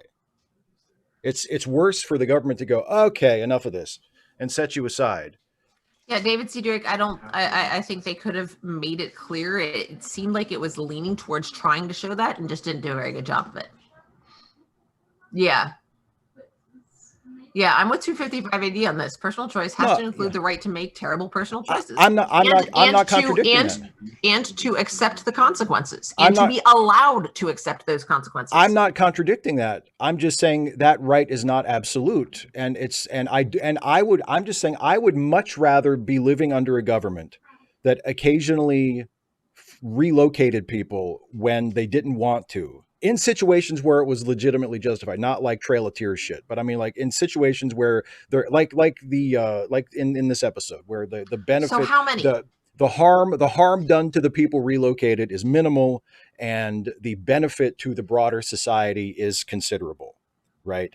um I yeah, I would much rather have a government that moves people that don't want to be moved than have a government kill people. Like I'm still kind of flabbergasted that people are seriously making that argument that it's better for the government to kill people. And people say, well, you're allowing them to die. The government is taking an action that it knows will result in needless Mhm. death. That's killing people. That's killing people. It's I mean, when you that's what governments have to do. If you take this action, this many people will die. If you take this action, this many people will die. Sometimes, yes, but Mhm. not in this case. Nobody has to die in this case. And Sarah Scott, that's exactly where it goes. I can't talk about that right now, but that's exactly what I'm thinking about. I've known people who have said, look, if I make this decision, you know, I understand if if I say something about it and you try to talk to me about it, but if you notice, like if you are in my life and you see me doing something like this, don't get in my way. I will just put it as not this is I'm not this isn't a point about suicide. This is a point about what the episode is about.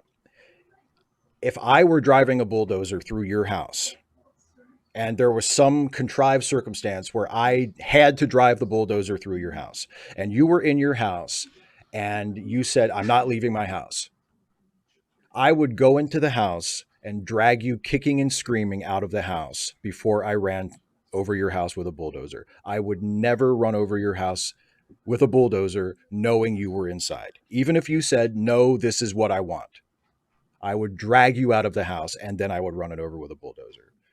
But that's I would rather live with that than live with killing you.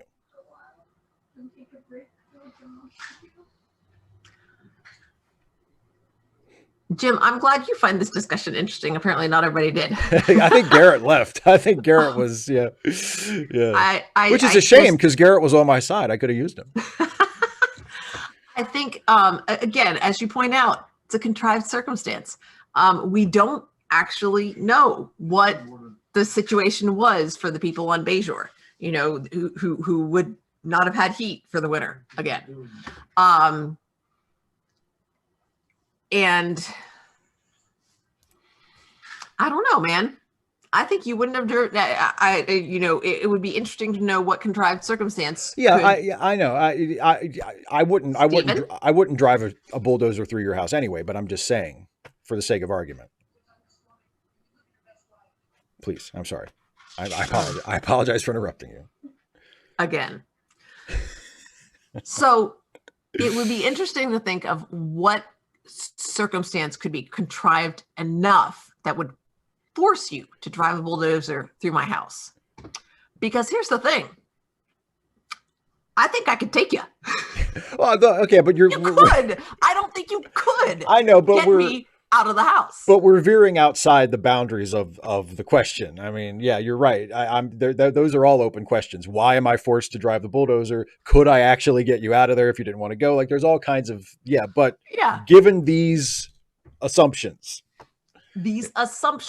that we are assuming that that waiting a year is an impossibility. Kira brings up the Kira asks, and it's just shut down. I guess we're just supposed to agree with random dude, the politician, or whoever he is. I don't know.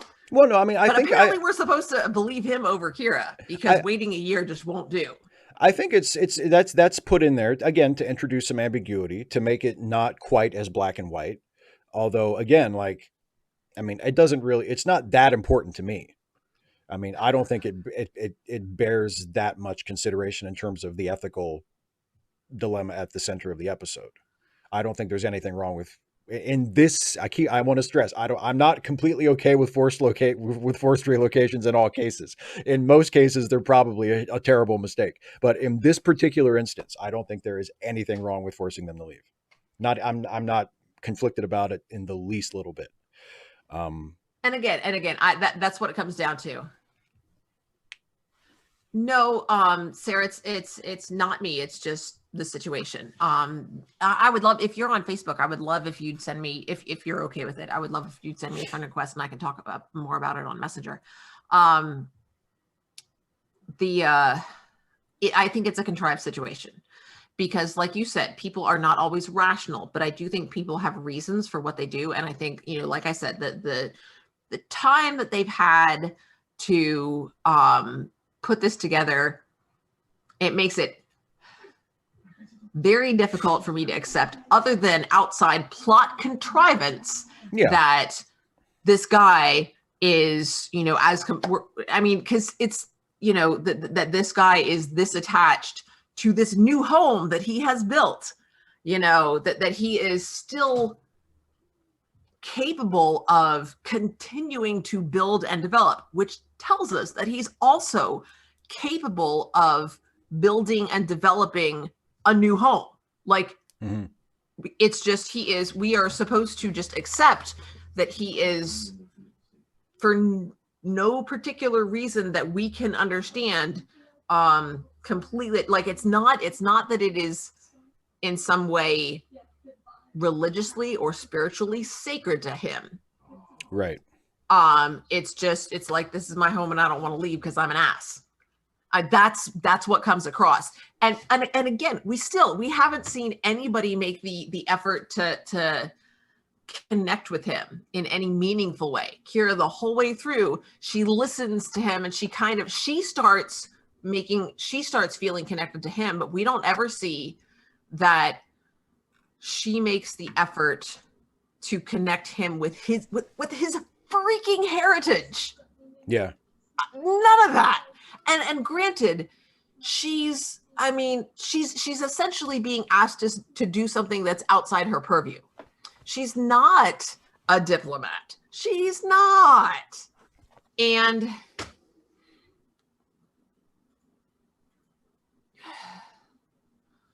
she originally goes down there, if I remember correctly, she goes down there just to see what's going on. Right. Because they don't expect to find anybody.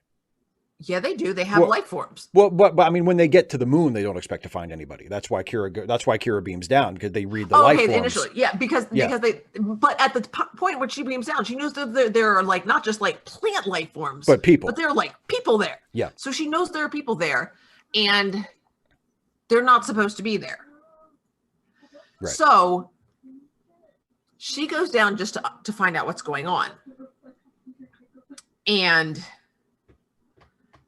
I think I would have felt better about it if she had initially been given the order, there are people there, they're not supposed to be there. Everybody has, that we know of, has agreed to leave. If her order had been go down, beam the people up, period. Right. And if she'd agreed to do that, then she's, I just, the whole, these people are not supposed to be there. I don't know. And again, they were, the 47 others, did they know there were 50? Did they not know there were 50? I don't think that was ever clear. Like, Kira clearly does not expect to. And that's another plot contrivance. I mean, it's, and that's where I take issue with this, is that so much of it is contrivances. Mullibuk is an enjoyable character. I like him, but he's not believable to me. People have reasons for what they do. Full stop. They're not always rational, but they're always reasonable, even if it's reasons that aren't rational, if that makes sense. If you see kind of where I'm drawing that distinction. I think it's a fine distinction, but it's not just splitting hairs. I think it's a distinction that matters. Hang What? on. Yeah. I just want to draw attention. You got wrestling tonight? Yes, I do. We're both going the same direction. I was just about to say, I was going to try to sort of draw this to a close. Because actually, just really, really quickly, somebody 255 ADs brought it up a couple of times about a natural disaster and people choosing not to leave, like not to evacuate because of a hurricane or something. I do think that there is an important difference between a natural disaster that is going to happen no matter what anybody does and something that is going to happen as a result of a government action. If some dipshit wants to stay in his house during a hurricane and says, I'm not going to evacuate, I don't think the government should force him to move, because the government is not causing the hurricane, right? The hurricane's just going to happen. I don't think it's right for now. I think the guy staying in his house is a doofus, and I don't respect. It's like, oh, I respect his. He's an idiot. You should, if a hurricane's going to destroy your house, you should leave. If you stay in your house during a hurricane, you don't know that the hurricane's going to destroy your house, though. God. If you are in reasonable danger of being destroyed by a hurricane, okay, yes. and you are able to leave, and you are able to leave safely, and you are choosing not to because you're just being stubborn, then you know what? I hope you do drown. Fuck you. You're an idiot. But if it is going to happen as a result of the government choosing to do something, then I think that is an important distinction. I don't think they're the exact same. It's not the same parallel. I'm still in the same, if a hurricane's, well, in fairness, I have family in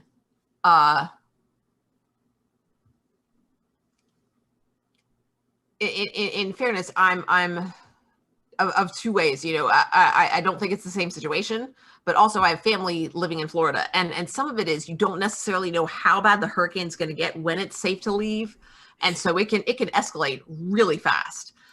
The other thing is you're often safer depending on where you're at on the freaking peninsula. Right. It may take you a while to get up to where you're really inland, and so it can be safer to, more effective to board up your windows and bunker down as best you can, and then just wait it out. There's so many other factors, having been through literal hurricane parties where you're just waiting for the storm to pass, and you've got your flashlights and stuff, and you're playing Uno because what else is there to do? There's not a whole lot else. You don't have electricity. Yeah. You got your batteries. You got your battery powered lantern. You're playing Uno. You're telling stories, and that's what it is. And that's a good. 255 AD said that in the example it was a tsunami, which is a different. And again, yes, get out of the way. More assured destruction. Yes. I would think the government has a responsibility to provide a way out, but it's going to be such a big deal that you have to prioritize providing help to those who will take it. And you are, especially with how fast the tsunami moves, you're not going to have a chance to help those who don't want to be helped. That's just not going to be an option.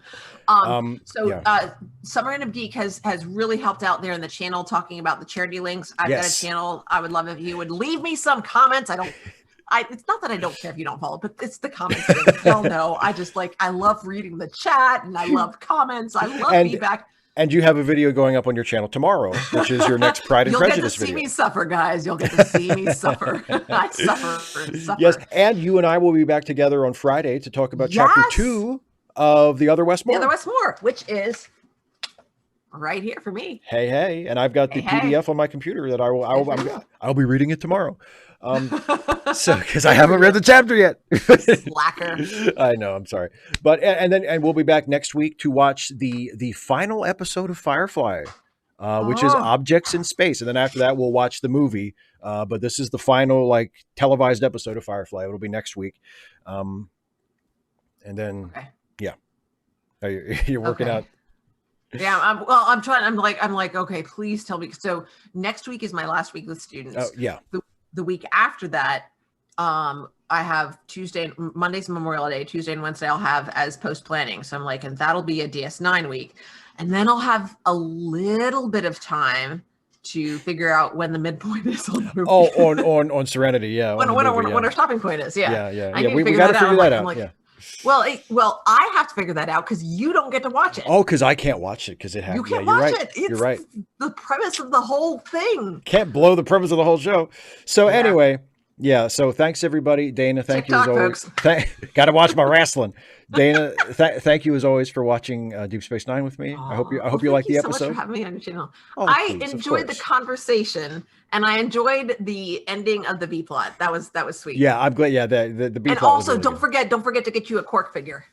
Yes, because I'm gonna write that Yeah. Quark Christmas Carol comic. All right.